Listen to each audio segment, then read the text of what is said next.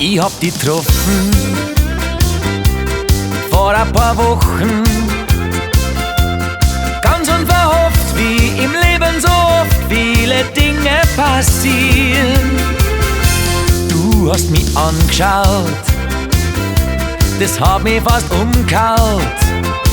Erst hab ich mir nicht traut und plötzlich ohne ein Wort warst du einfach fort. Du bist einfach ein Wahnsinn, du bist eine Mega-Frau.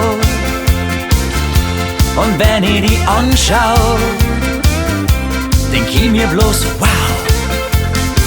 Du bist einfach ein Wahnsinn, das muss ich dir jetzt sagen. Und wenn's dir geht wie mir, dann lass uns fliegen und den Himmel berühren.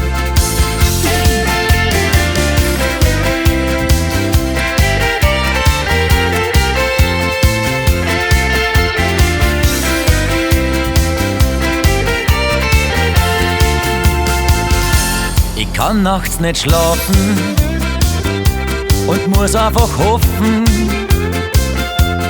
dass ich dich seh, dann kann ich dir gestehen, wie es mir geht. Ich sitz in der Kneipe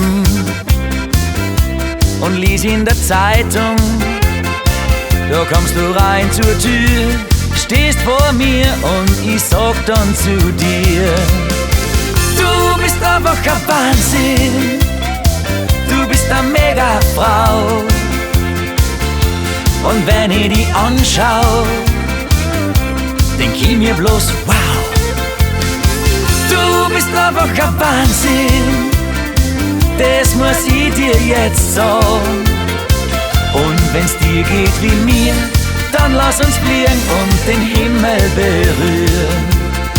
Du bist einfach ein Wahnsinn, du bist eine Mega-Frau.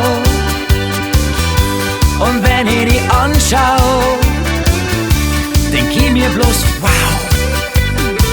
Du bist einfach ein Wahnsinn, das muss ich dir jetzt sagen. Und wenn's dir geht wie mir, dann lass uns fliegen und den Himmel berühren. Und wenn's dir geht wie mir, ja dann lass uns fliegen und den Himmel berühren.